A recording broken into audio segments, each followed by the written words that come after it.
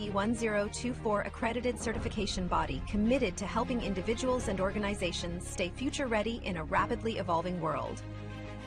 GSDC is accredited by the Accreditation Board for International Certification Bodies, ABICB. For 10 years, we've certified more than 100,000 professionals across Europe, North America, Asia, and Africa, with our offices in Switzerland, the United States, and Singapore.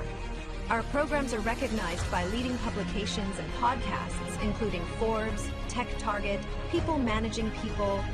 We offer 100-plus globally accredited certifications across emerging and in-demand domains like generative AI and emerging technologies, HR and learning and development, project management and agile Scrum, ISO and quality management, information security.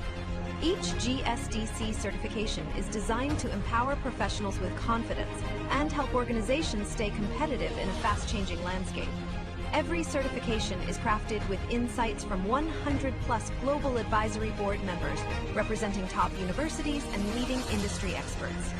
Our certified professionals are trusted by 500-plus multinational companies, which help unlock better roles, faster promotions, and delivering cutting-edge expertise. We partner with 100-plus authorized training partners and 50-plus universities, supporting talent across all career levels, from entry-level to executive leadership. As a GSDC member, you gain lifelong access to interactive webinars, hands-on workshops, SME panels, and global summits. Join a vibrant community of 25,000-plus members and be part of our global events. Check our reviews on Trustpilot. We're trusted worldwide for quality, support, and impact.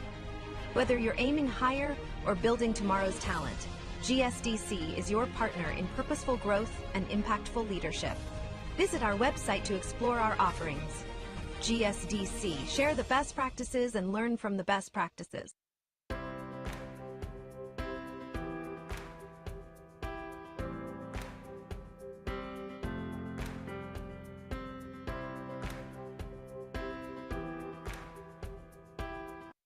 Welcome to the Global Skill Development Council, your gateway to digital transformation. We are an independent, vendor-neutral ISO IEC 1024 accredited certification body committed to helping individuals and organizations stay future-ready in a rapidly evolving world. GSDC is accredited by the Accreditation Board for International Certification Bodies, ABICB. For 10 years, we've certified more than 100,000 professionals across Europe, North America, Asia, and Africa, with our offices in Switzerland, the United States, and Singapore.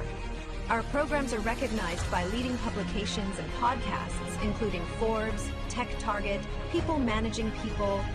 We offer 100-plus globally accredited certifications across emerging and in-demand domains like generative AI and emerging technologies, HR and learning and development, project management and agile Scrum, ISO and quality management, information security. Each GSDC certification is designed to empower professionals with confidence and help organizations stay competitive in a fast-changing landscape. Every certification is crafted with insights from 100-plus global advisory board members representing top universities and leading industry experts. Our certified professionals are trusted by 500-plus multinational companies, which help unlock better roles, faster promotions, and delivering cutting-edge expertise. We partner with 100-plus authorized training partners and 50-plus universities, supporting talent across all career levels, from entry-level to executive leadership.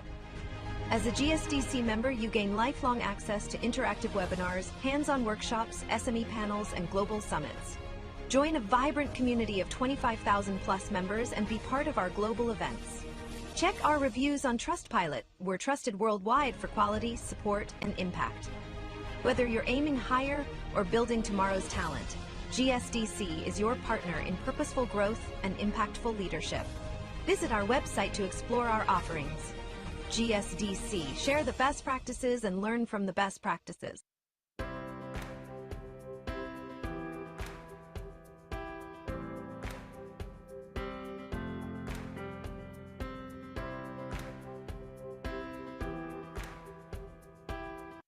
Welcome to the Global Skill Development Council, your gateway to digital transformation. We are an independent, vendor-neutral ISO IEC 1024 accredited certification body committed to helping individuals and organizations stay future-ready in a rapidly evolving world. GSDC is accredited by the Accreditation Board for International Certification Bodies, ABICB. For 10 years, we've certified more than 100,000 professionals across Europe, North America, Asia, and Africa, with our offices in Switzerland, the United States, and Singapore. Our programs are recognized by leading publications and podcasts, including Forbes, Tech Target, People Managing People. We offer 100 plus globally accredited certifications across emerging and in-demand domains like generative AI and emerging technologies, HR and learning and development, project management and agile scrum, ISO and quality management, information security. Each GSDC certification is designed to empower professionals with confidence and help organizations stay competitive in a fast-changing landscape. Every certification is crafted with insights from 100 plus global advisory board members representing top universities and leading industry experts. Our certified professionals are trusted by 500 plus multinational companies, which help unlock better roles, faster promotions, and delivering cutting-edge expertise. We partner with 100 plus authorized training partners and 50 plus universities, supporting talent across all career levels, from entry level to executive leadership. As a GSDC member, you gain lifelong access to interactive webinars, hands-on workshops, SME panels, and global summits. Join a vibrant community of 25,000 plus members and be part of our global events. Check our reviews on Trustpilot. We're trusted worldwide for quality, support, and impact. Whether you're aiming higher or building tomorrow's talent, GSDC is your partner in purposeful growth and impactful leadership. Visit our website to explore our offerings. GSDC, share the best practices and learn from the best practices.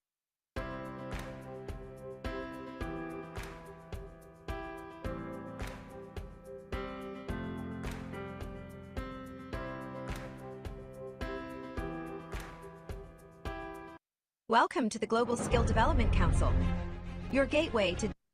Hello, everyone. Good morning, good afternoon, and good evening, wherever you are joining from. We'll be starting this session now. Please allow me a minute to share my screen.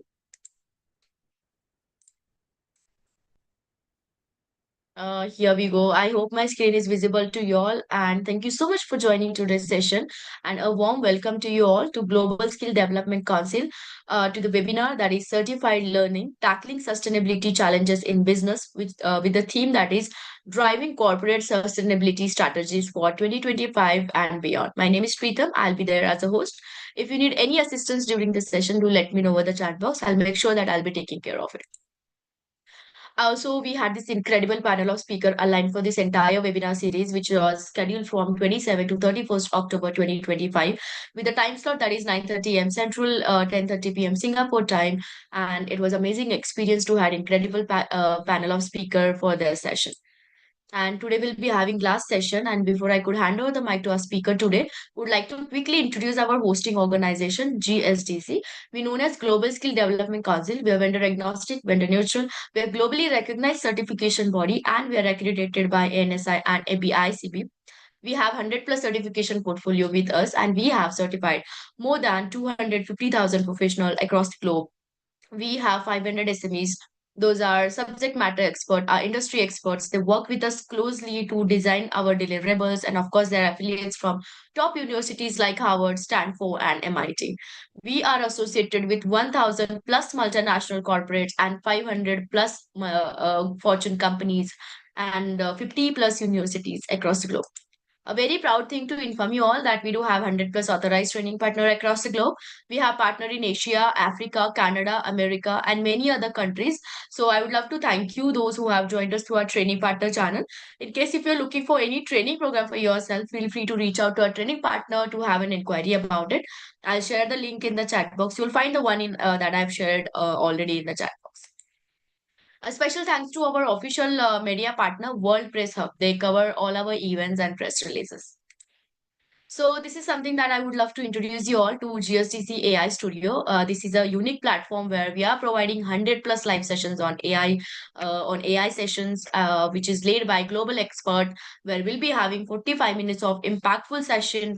Also, this includes, this includes four daily sessions where, as I said, 45 minutes live expert-led sessions for hands-on learning, where you'll be getting hands-on demo or practicals to do that, to implement whatever you have learned.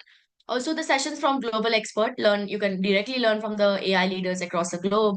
Also, you can apply the concept immediately and get your issues resolved instantly. Also, this is certification ready. Training aligned with industry standards for job ready skills. So, how you can access this GSDC AI Studio?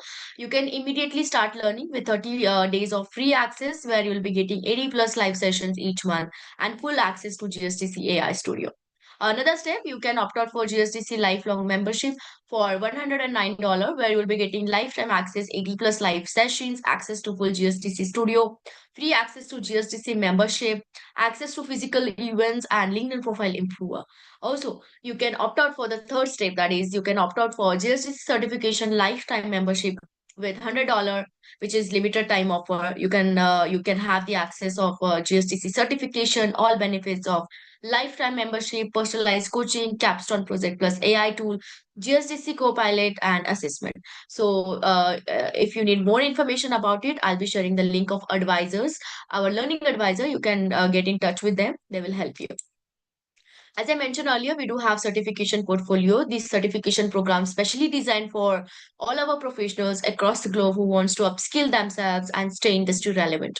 We do have certifications on LNG, generative AI, agentic AI, emerging technologies, ISO, project management, cybersecurity, agile DevOps, and digital transformation, and so on. In case if you're looking for any of this certification, you can reach out to a learning advisor to get more information, or you can visit our website www.gsdcouncil.org. So without any further delay, would love to tell you more about Steve. So Steven will be taking us through the topic, that is why climate disclosure and transition plans will help your companies, investors, and customers. So Steven is a chief program officer at Sears, leading initiative to drive sustainable capital markets to climate action. With over 40 years of experience in nonprofit social impact and government leadership. He previously founded and directed the Sears Accelerate for Sustainability Capital Markets. His past role includes leadership positions at Citizens Energy Corporation, Perkins School for the Blind, Citizen Schools, and the John F. Kennedy Library Foundation. We're very delighted to have you, Stephen, with us for today's session. A warm welcome to you, and have the handover of the virtual mic now. Thank you so much. Thank you so much, and welcome everybody. And I appreciate your putting up the slides. I would also invite everyone, if you want to feel free to put in the chat your name, organization, what country you're from, or anything else. Feel free to do that. And if you don't want to, that's fine too. But you're welcome to do that. Also, if you have questions as we go along, feel free to put them in the chat. I won't get to them right away, but we'll have time to try to get to them as we go forward. So as I say, what we fundamentally believe that corporate disclosures and transition plans can help companies in terms of transparency for your various stakeholders, and can help the bottom line as well. So it is a regulatory requirement in a growing number of countries, and we'll talk about that, but it also just makes good sense. Next slide, please. What I'm going to do is putting next slide. Thank you so much. Give just a little bit of background series, talk about corporate disclosure, go a few slides on the US. And by the way, all these slides are available through the platform, or you could email me if there are questions. A little bit on the insurance industry, what's happening in the state of California, because they're really taking a leadership role in the United States when the SEC decided to put things on hold. Look at what large institutional investors are asking for in transition plans, some of the opportunities, and then a sector of municipal disclosure.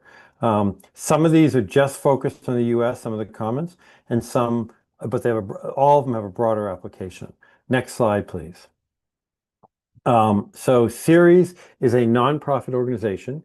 We've been around for about 37 years, and we work with some of the largest investors in the world and trying to work with investors for them to work with their companies. So you think about the owners of the various companies, and investors overwhelmingly have said that climate disclosure is a critical priority for them. We work on a variety of issues from climate change and water and biodiversity and other areas from insurance to steel and electricity. Happy to, if there's connections on any of those and many others.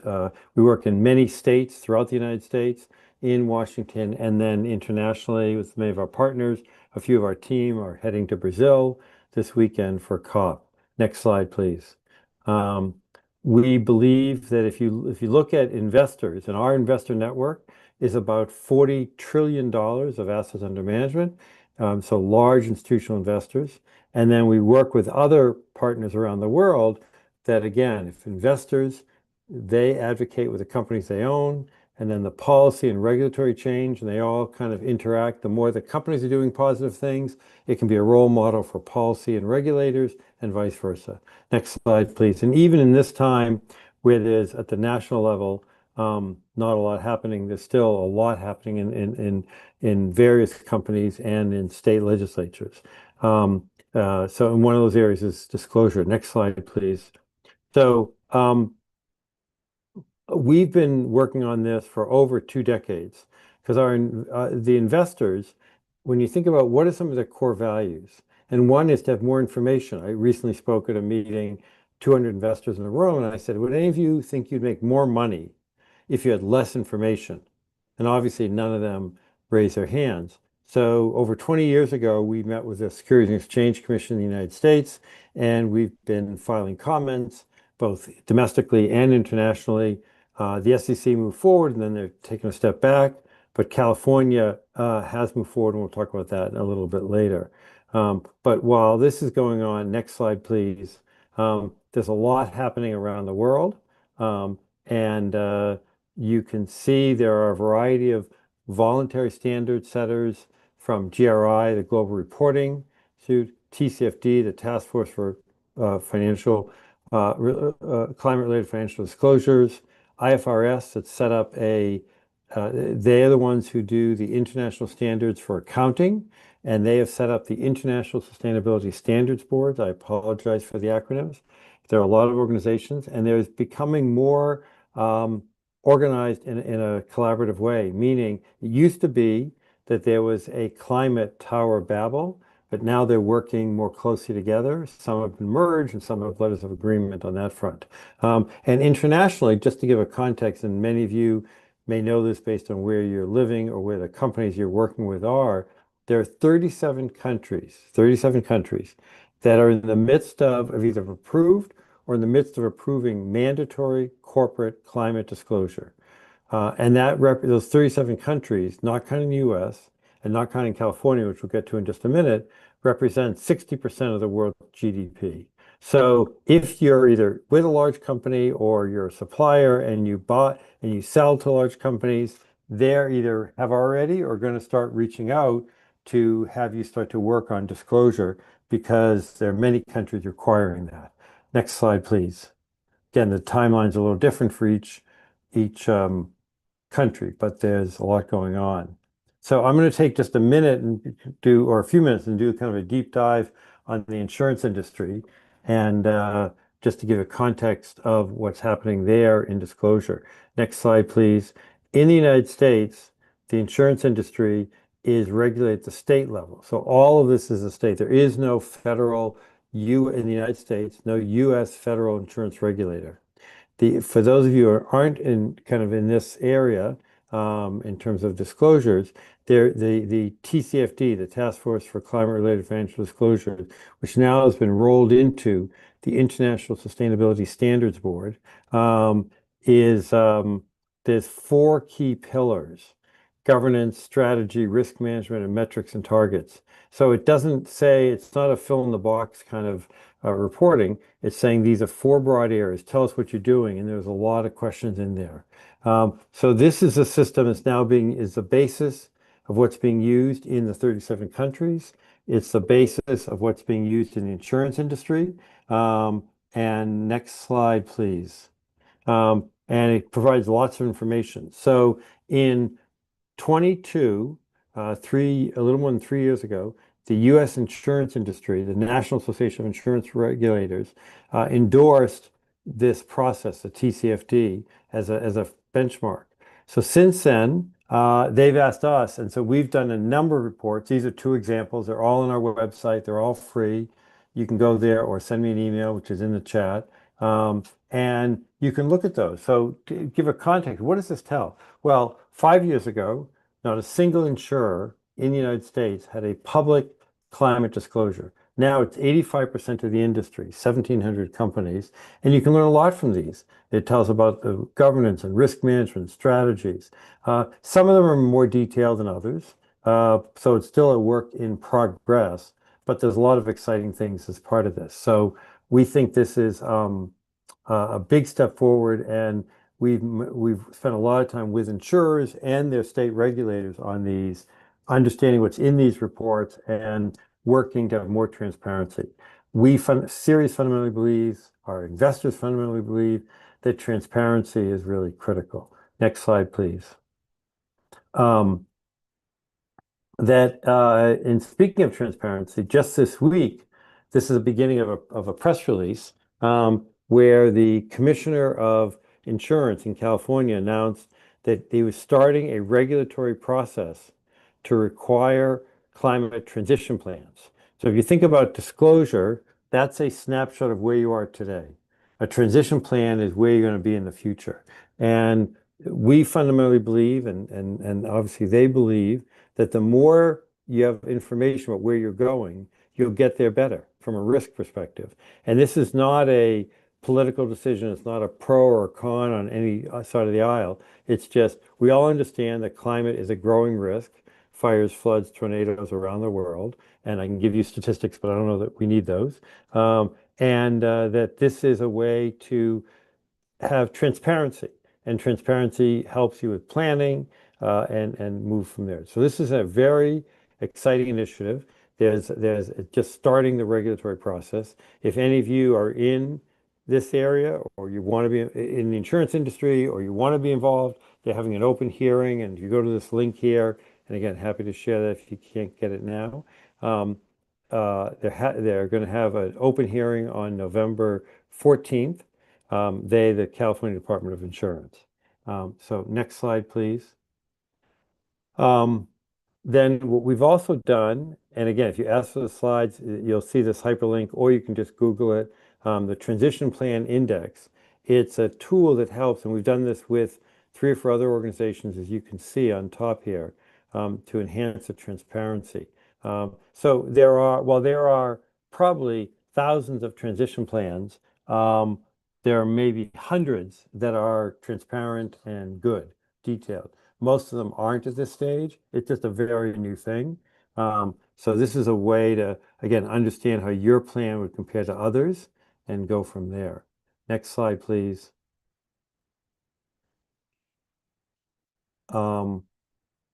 So one of the areas, I'm going to talk about California, then I'm just going to stop for a minute and see if there are any questions of anything so far, and then keep going. But there's a lot happening in California. Next slide, please. And if California were its own country, it would be the 4th largest economy in the world. So it's really critical. So a few years ago, they passed 2 bills.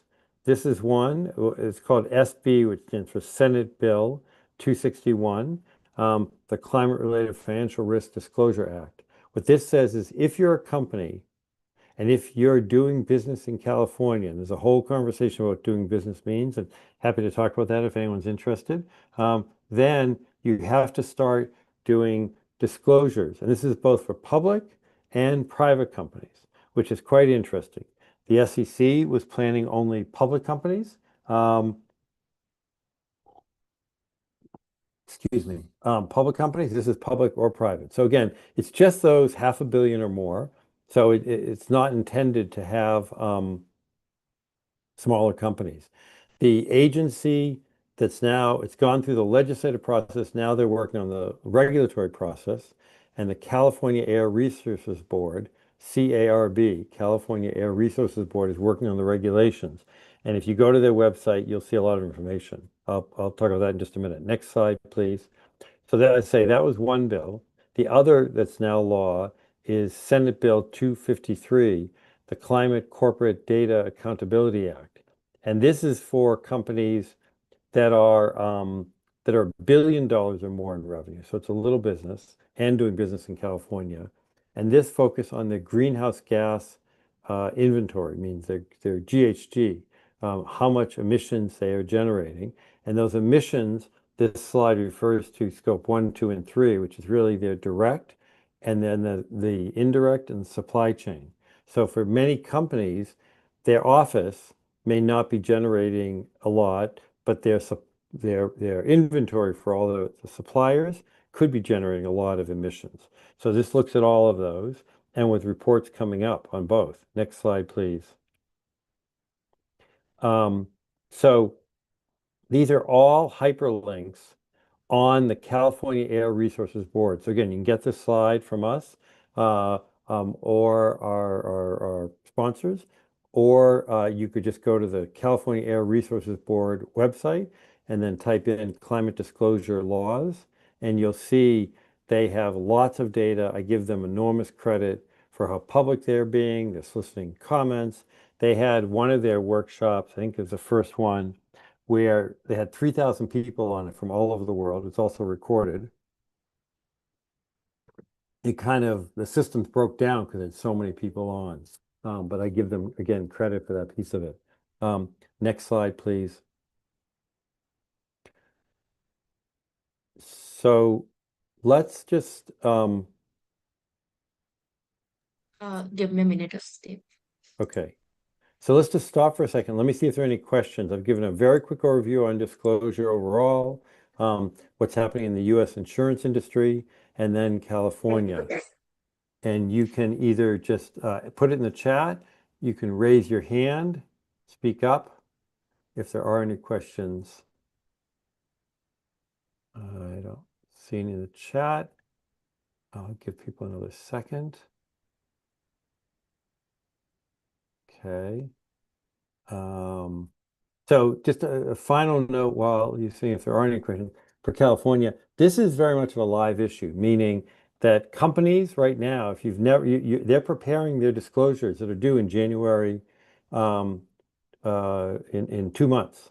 And so this is very active. People are working on this. So again, if your company is a size, or you're working on a company or on the board or advisor or anything else, hopefully they're already working on this. If not, they should start. The California Air Resources Board published a list of who they think is included, but because many of the private companies, excuse me, it's hard to get a comprehensive list. So there may be people who are on their list who shouldn't be on it, or there may be people who should be filing who haven't done that yet.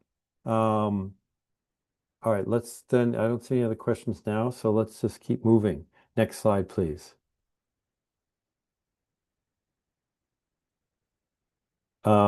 Investor transition plans. So what are transition plans? So these are large institutional investors, CalPERS, CalSTRS, New York State, big investment firms, with hundreds of billions of dollars in many cases. Some it may be tens of billions, or hundreds of millions even. But they're large institutional investors, and they fundamentally believe that they need a plan to reduce the risks in their portfolio. This is not for a political reason at all. It's really for risk reduction, that they understand that the number of fires, floods, tornadoes is growing. In the US, just as an example, in the 80s, we had $1 billion storm every 3 months. Last year, we had it every 13 days. Worldwide last year, 500,000 people died because of extreme heat. The number of people who are dislocated, climate refugees, so to speak, is growing. If your company has some supplier and they have a widget or something that's going through the Panama Canal. Panama Canal's had a drought, and so they had a 40%, for many months they did, a 40% reduction in throughput of the Panama Canal. So that is a climate issue, but it's also just a business issue. If you are hoping to get inventory in time to build it and then get it to stores for the holidays, for example, well, you may be late. Or that if there's uh, lots of places in the United States and around the world that are running out of water. And so if you have a facility, a manufacturing facility or a data center or something else that uses a lot of water, you could be limited in that. So understanding those risks are a business risk, and understanding what you're going to do. So investors are saying that they want to have transition plans. Next slide, please. So we worked with partners around the world, and a group we co-founded called the Investor Agenda. Again, if you go to, if you search, do Google or Bing search, whatever you do, and look under Investor Agenda. All these materials are free. They're on their website, or you could let me know, and I'm happy to send them. So these are what's called an expectation ladder, meaning we don't expect everyone to be at the same place in that ladder. But if you're at this rung, how do you move to the next rung forward, wherever that might be? And so this is very detailed information from the 7 partners. You'll see the logos on the bottom of this, from all over the world, and investors are using this all over the world. In fact, next week at COP30, this will be a big source of conversation, and it's very important. So investors are seeking plans. That doesn't mean everyone's plan is the same. You may have an investment in a agricultural company, and your decisions there are different from a real estate or from a technology company, things like that. So it's not suggesting everyone has the same journey, but that there be a plan, and a thoughtful plan. They say, if you don't know where you want to go, any road will take you there. And this is deciding what road you want to take. So then you, as an institutional investor, can get that information of the companies you invest. So it's more likely they will be there on that road with you, and it's more likely they'll be reducing their risks. Next slide, please. Excuse me one sec.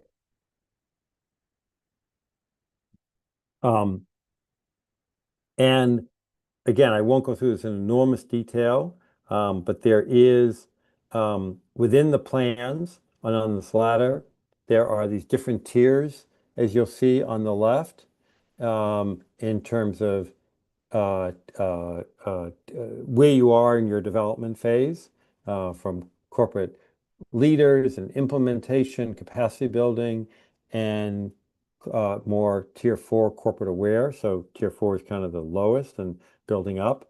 And that these are 5 key areas that we expect and that investors want to see in their plans.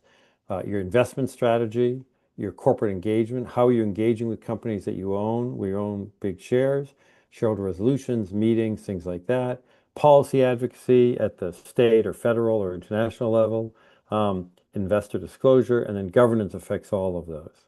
So there's a lot more detail in this roadmap, with the proposed ladder in there of what we're recommending. And then next slide, please. We've done detailed analysis of investor plans that are public. Again, there's others that are not public.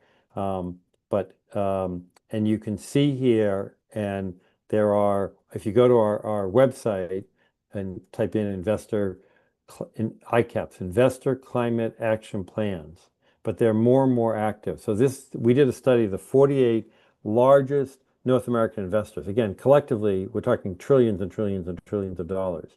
37 of them have detailed plans. Some are on there for net zero commitments. Some are on their second round, meaning they did one plan, and now they've updated 2 or 3 years later. So that's quite impressive. And those investors, when they go to the companies they invest in, that's what they're asking them to do, to have those plans. So next slide, please.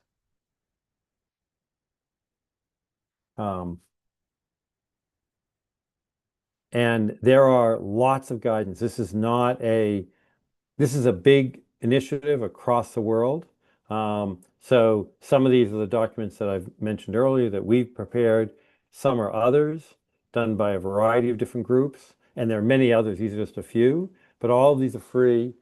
So I encourage all of you to take a look at these. If you're either a company and you're a public company in the United States or around the world, and you can say that your owners, your investors, they're going to be asking you, if they haven't already, about some of these issues, or you're an investor, or you're just an individual with a pension fund and you want to go to your investment manager and say, hey, do you have a investor climate action plan? And what are you doing to protect my investment? In the United States, for example, the the average person in the United States is going to retire in 26 years. So imagine how the world's going to be different a quarter century from now.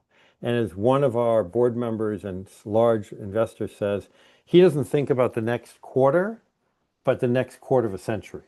And both where are there the fires and floods and tornadoes and risks, and where are there the opportunities on the business side? The world, the World Economic Council has projected that the world's spending around $2 trillion now on new and emerging energy technologies, 2 trillion, that's going to grow to say 4.5 trillion by 2030. So in the next 5 years, we're going to double the amount of renewable and emerging technologies. So all of those are business opportunities. So whether you're selling a widget to those companies, whether you're a bank or an insurer or providing engineering services or so many other areas, so there's enormous opportunity, but there's also risk. If you're a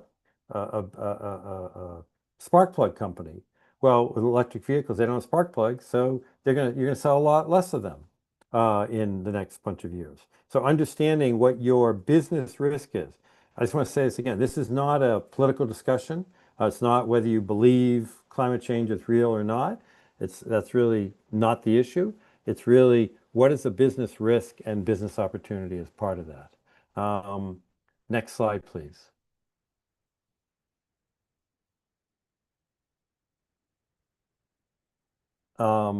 There are, again, lots of models. On our website, we have, I'll say 30, I don't remember exactly, a number of profiles of investors and their transition plans and what they've done in that area. That's very helpful. So next slide, please. So while we just talked about transition plans for investors, there's also transition plans for companies. So these are called CTAPs, Climate Transition Action Plans. So this is an analysis that we published, and again, many others have done similar things.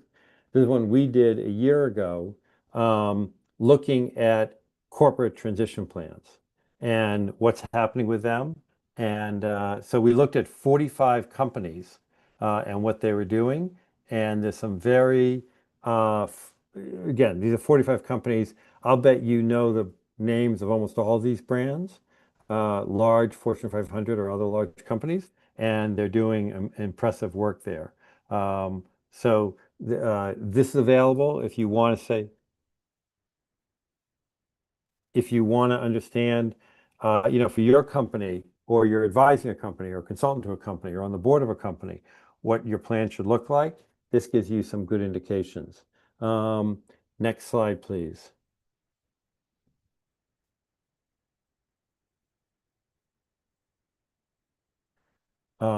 That there is lots of resources there. I won't go through them today, but a lot of industries have their own. So the XYZ industry, the steel industry or something else, have their own sector transition plans for those.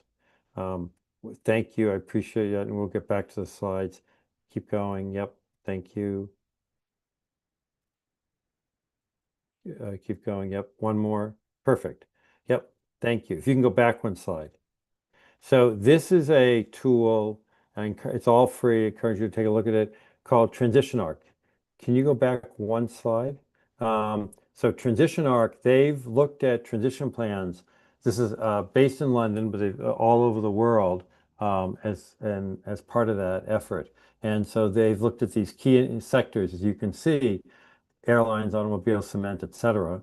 and they've taken 500 large companies and looked at those areas, and it is, and then they've used various existing benchmarks to evaluate these. So they're not saying these are good or bad, um, but good or bad, but that understanding what the market is saying on those. So next slide, please. And then they go deeper. So this next slide is looking at steel. Um, and they literally go company by company and understand which have transition plans and how they're rated. We could spend the entire time just on this one slide. I'm not going to, but I'm just showing it to highlight there's a lot of information available out there, and wanted to make sure that you know. And so again, whether you're an investor as an individual, work with a big investment firm, work for a company, this is a trend that's coming, more disclosure and more transition plans. And for the companies that have been doing it now, they're ahead of the curve because they get to see it over a little longer time. So if it's something you're not doing, I encourage you to think about as part of your efforts. Um, Next slide. Um, this is really a highlight of what I was saying of why it makes sense. And I said this, I just want to kind of highlight it again. This is not a political exercise. In the United States, the word climate is very polarized, and that's not what this is about. This is about business risk. If somebody said to you, I want to understand the business risk of crypto or of pandemic or of cyber or of something else, you would say that that's of course, that's an interest. That's a business risk. So these are all reasons why there is a business risk to understand that. And by now having read several of these, you have a good sense of how the companies are doing in that sense. Next slide, please.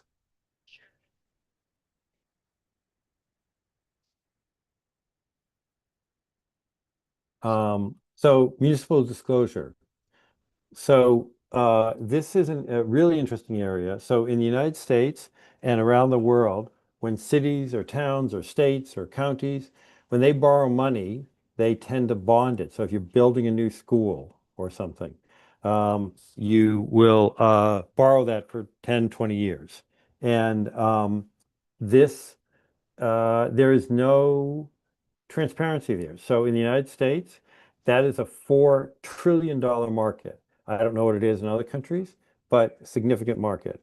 And this is, and in the United States, it's also very diffuse, meaning there's 50,000 issuers. It could be a regional school district or a small town or an area that just is a water district. And so when they borrow money, they tend to borrow it for a longer term, 10, 20, 30 years. And there's no consistent disclosure, as I said. So imagine if you're in an area that's of high risk for fires or floods or hurricanes, and you say, I want to borrow 100 million to build a new school or whatever the right number is. And the investors are thinking, I need to get paid back over 20 years. Well, what if that area isn't available anymore? Next slide, please. So we're recommending there be much greater disclosure, transparency in these bonds. That without that, a city or town or state, they may be forced to spend a lot more on remediation, whether it be fire or flood or whatever it might be. They may be losing people because they can't live there because the area they're in is no longer safe. It is literally a climate migrant in that piece of it. There could be higher demands for public health and welfare. There are many places where people spend a lot more time on health and welfare. Last year, for example, 500,000 people in the United States, no, sorry, around the world, 500,000 people died because of extreme heat. Let me say that again. 500,000 people around the world died because of extreme heat. There are many places where they'll have week after week after week where it's extreme heat. In Fahrenheit, it's say 110 or 120, with a counterpart in Celsius. And so that means people can't do their work. They can't work outside if they have an outdoor occupation. so higher expenses. So this is a real risk, and this is not just for the people, but it's for the economics. If the people don't live there, they're not paying their taxes. If the taxes aren't paid, they can't pay back that bond. So municipal, it is a highly underrepresented area in terms of risk, and we think it's going to get a lot more attention in the next few years. Next slide, please. So let me just kind of summarize that by just saying that we hope that all of you, in the city or town you live, wherever you are in the world, that reach out to your municipal officials or your state officials and ask them about climate disclosure. For insurance, what is happening in that area, and ask your insurer if they have a climate transition plan. For an investor, this is information that's really important for each of you. Again, whether you're doing it as an individual, big company, investor, there is lots of financial risk. And again, irrespective of your politics, I'll give you an example of Los Angeles. After the fires there earlier this year in January, heartbreaking fires, there were, round numbers is not the exact number, 10,000 people who had lost their homes, and just heartbreaking stories. I visited and spent some time there. Well, that also means those people aren't paying their taxes. The schools aren't operating. The local businesses got burned and they're not paying their taxes. So there's now $70 million of municipal bonds that were downgraded because they don't think they'll get paid back as much. So there's risk on the municipal side, risk on the community side, never mind the human cost to all that. So let me just stop here and again, see if there are, I don't see any questions, if either in the chat or feel free to raise your hand or speak up. We'd love your thoughts on this. Love to also hear work that you're doing. Biodiversity evaluation risk. Absolutely. Ceres is very active in this. And I'll just talk about there's both water, nature, and biodiversity. So we co-founded a group called Nature Action 100. So if you either go to Ceres, CERES.org, and then go to Food and Farming Team, you'll see we do a number of reports on nature. For example, we did one on the 50 companies. We call it the Food Emissions 50. It's the 50 companies that have the biggest impact on the food supply chain and what they're doing in that. And there's some great examples of that. We have a water team, and we have an initiative called the Valuing Water Initiative, where companies and investors are looking at where they're doing to reduce water usage. There's a third of the areas in the world, no, 40%, excuse me, 40% in the next few years that will have water shortages. And as things grow in terms of development, we're facing an enormous crisis. So in the United States, where there's so many data centers being built, and data centers can use, as much water as a small city, as much electricity too, as a small city. So that's an enormous issue. I see Michael, do you want to come off mute and say anything about this? Or I just see you're developing a biodiversity evaluation framework, would love an established partner. I don't know anything about it, but my email is in the chat. Feel free to send information about it. And I would love to have our biodiversity team look at it. They may be familiar, they may not. But yes, we'd love to get information on that. That's a great, and we need more people working on, again, water and biodiversity is absolutely critical.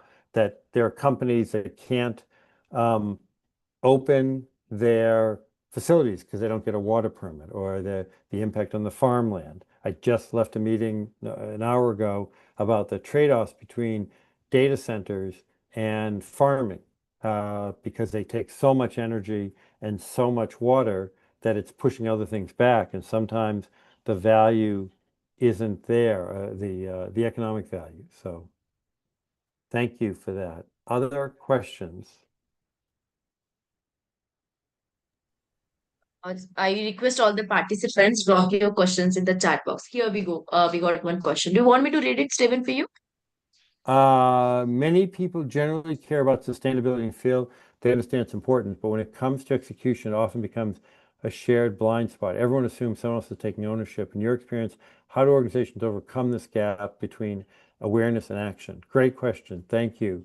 So it's first, there's three things. First, there has to be support at the top among the C-suite.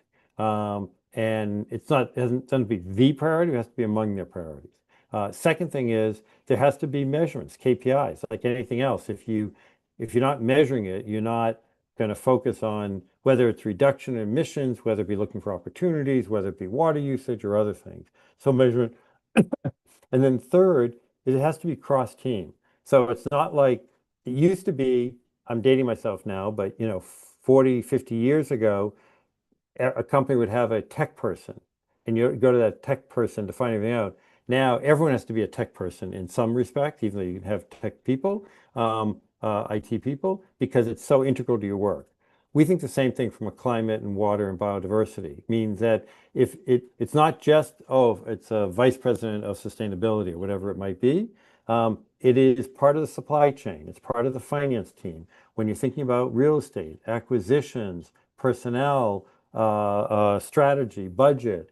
So we think that it has to be integrated into every sector across the board. So if there's senior management, if there are measurement tools in place, and then if there's cross-team, those are when we see companies, and we work with many, many, many companies, Fortune 500 and small and medium-sized companies, where it's working. I just left a conference where there are several companies, despite what's happening politically in the United States, they're ahead of where they thought they'd be. So those three broad areas, again, it depends on the sector. I mean, many other things too. Are you hearing what your competitors are doing? But if there's senior leadership support, if there's measurement tools, and then if there's a cross team, that is helpful. Let me see if there's anything else. And I just put in again my email if there are individual questions. I'll give people another minute and then I can turn it back to you. I don't. Stephen, I got two questions across live platform. Do you mind if I read it for you? Please go ahead. Okay. And Andrew, this question is from Andrew. Many companies see climate disclosure as a reporting burden. How can leaders turn it into a business advantage instead? Yeah, it's great question. Thank you. The way to make an advantage is, again, building it into the core of what you do. So yes, the first time you're doing reporting, like in anything, it is a burden. It just takes work. But when you're using it as an advantage. So for example, one of the things in the insurance industry is that people are reading other insurers' reports and learning tools, learning advantages, helping grow. So there are, as I say, enormous business opportunities, $2 trillion or maybe more of new opportunities. So if you understand where you are now, that will help focus. Second thing is, if you're focused on this, it gives you a benchmark to go to your supervisor or the CEO or somebody and say that, hey, this is a risk now. Yeah, the first time putting it together is a pain. But you know what that highlighted? And I've seen this now, some of the biggest banks, some of the biggest manufacturing companies, where I read a report they did year one, and then 3 years later read it again, and they've made so much progress. And when I talk to the people in those companies, it's because having that process, having that collection of data, in some ways, it's like, think about a financial report or an audited statement. That takes a lot of work to put it together, but it gives you a good snapshot of where you are, and then that will tell you what you need to be doing. Or, hey, I didn't know that financial statement. Our auditor told us we have X risk or Y risk. Hey, we're not looking at this as an opportunity. So it is information, but it also will allow you to move forward. Thank you for that question. Next, I think you said you had another question. Yes, but I can see two questions we've got over chat box. Oh yeah, what makes an organization comply with the climate disclosure plan outside of the U.S.? Is there a reward for compliance or penalty for non-compliance? Is there further steps beyond compliance, such as mitigation solutions that solve the problem itself? And then what digital tools are you using for ESG reporting, and do you believe they're over glorified calculators? So in the first one, so every country is different. If you look at, there's a website, and it is the International Sustainability Standards Board, ISSB, International Sustainability Standards Board, and they have a update on what's happening country by country. This is for disclosure. If you want to know about transition plans, it's ITPN, the International Transition Planning Network, International Transition Planning Network. And that has requirements country by country on transition plans. So that just tells you where it is, because there are, if you're selling more of your products in country X or country Y, that'll tell you what the deadline is, because there are very different deadlines. And the answer is there are penalties, but those vary by country. So in California, they've proposed a set of penalties of, shoot, I think, actually, I don't want to give you the number because I don't remember off the top of my head. I think it's 50. No, that's not the right. I don't remember what the number is, so I don't want to say it. But it's on the CARB website, California Resources Board. So yes, there are penalties for compliance, but there also is, and we support this, hold harmless in the sense of safe harbor, that if somebody, because we're all learning this information, Ceres believes, and this is not what every country is different, but Ceres believes if you're using good faith to file and you get new information, you think your energy bill is X, and you find out that you missed some electric bills or something else. We believe in that safe harbor, but there are penalties. That's really a country by country analysis.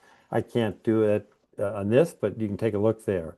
In terms of the digital tools you're using, there absolutely are. No, I think they're more than glorified calculators, because first is they're different things that you're measuring. Are you just measuring carbon?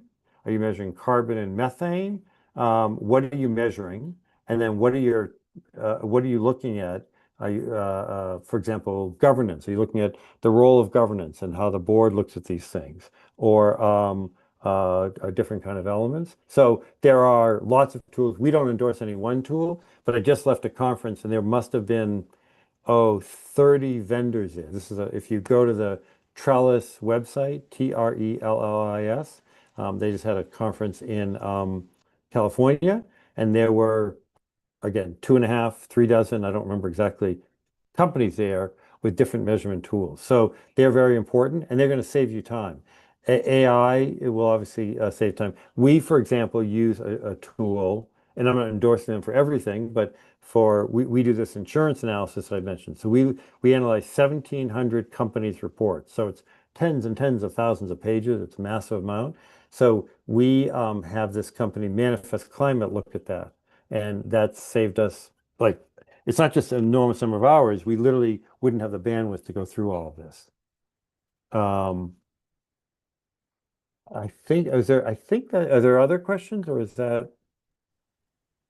Stephen, I have one question across live, and after that, we'll proceed with the closure. So, okay, we got this question from Michelle. From your experience, which sectors are leading incredible transition plans, and what can others learn from it? Great question. So this varies by region, but generally speaking, large institutional investors, tech companies, they've been doing a lot. Some of the largest banks, so the 6 largest banks have them. Now, when I say they have a transition plan, it doesn't mean that I agree with everything in their plan, but at least there's a plan and it's out there and it's clear. So banks, tech companies, there's some insurers, but there are great examples in earlier on the slide where if you go to our website, we have 45 companies that we've we've looked at their transition plans, and there are examples in every sector, including from food. There's some steel companies, automobile companies, even a few oil gas companies. So there are a number of them, not enough, but there's some great examples out there. And those tools I mentioned, ITPN, the International Transition Planning Network, Ceres, and Investor Agenda, all have tools that are all free for you to look at. So thank you very much, and I'll turn it back to you.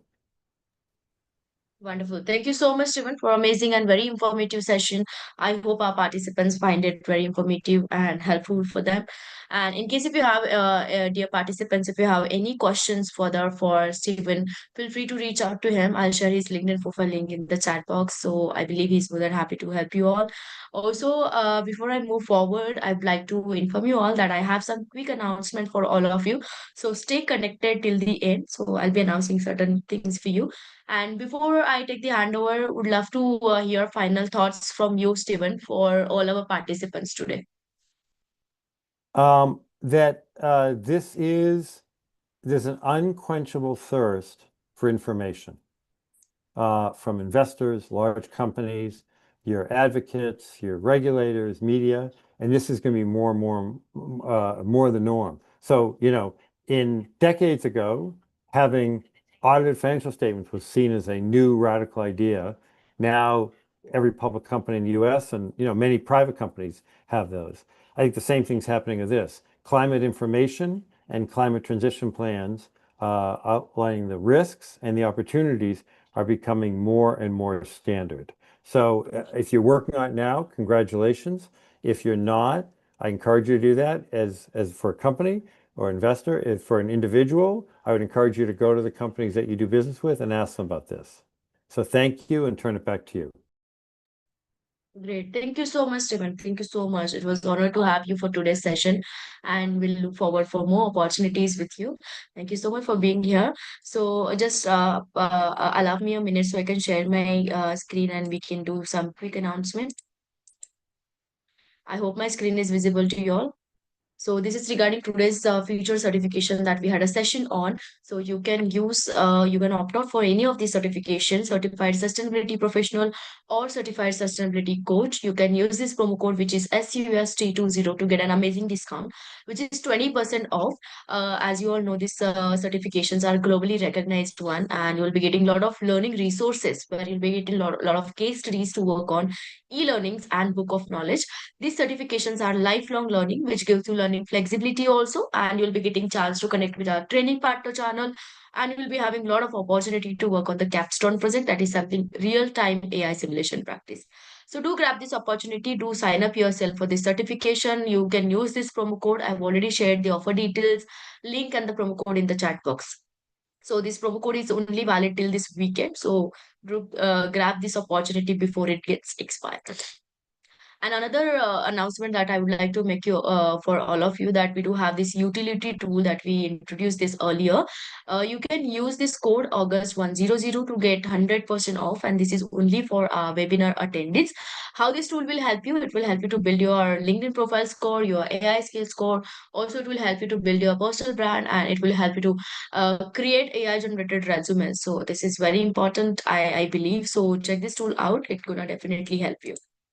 And I'm very happy to make this announcement from tomorrow, from Monday onwards, from 3rd November till 7th November, we'll be having 3 webinars scheduled on different time slots. So at 8:30 p.m. Singapore time, we'll be having a webinar on solving coaching and learning challenges with generative AI. So do join us. And another webinar that we'll be having with the time slot, that is 10:30 p.m. Singapore time, we'll be having this webinar on World L&D case studies across industries, learning and development. We have incredible panel of speaker aligned for this, so do join us.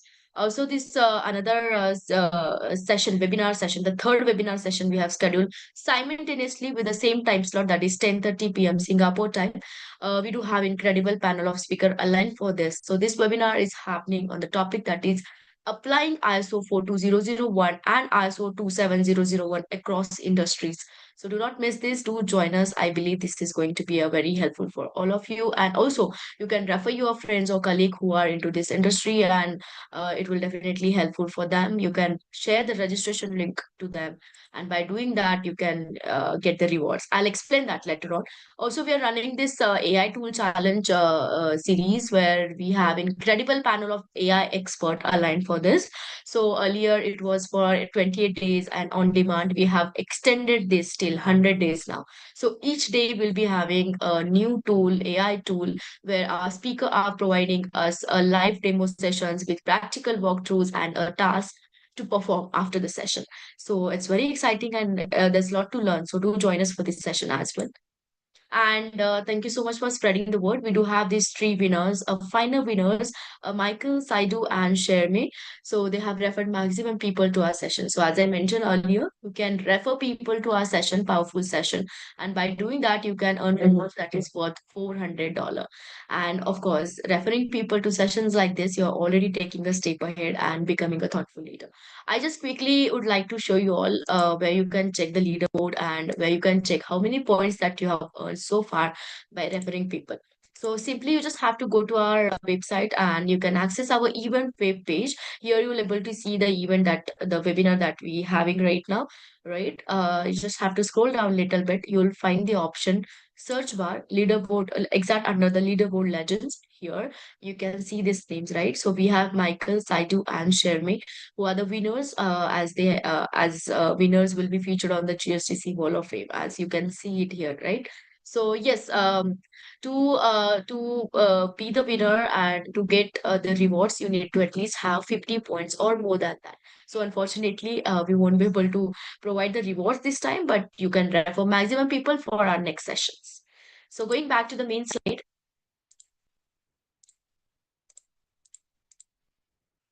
All right. So in case if you want to be speaker for our upcoming events, you can definitely reach out to us as we'll be having global platform for you for as learning capsule, webinar, and the podcast. We'd love to connect with you all over social media. Scan this QR, connect with us on LinkedIn, check our website to get information on certifications. Also check the WhatsApp group to get daily update on events and webinars that we often conduct. And please do share your feedback, valuable feedback on Trustpilot. I share the link in the chat box. Thank you so much, everyone, for joining today's session and supporting us throughout the week. I hope to see you all for the upcoming sessions as well. Until then, keep learning and take care of yourself.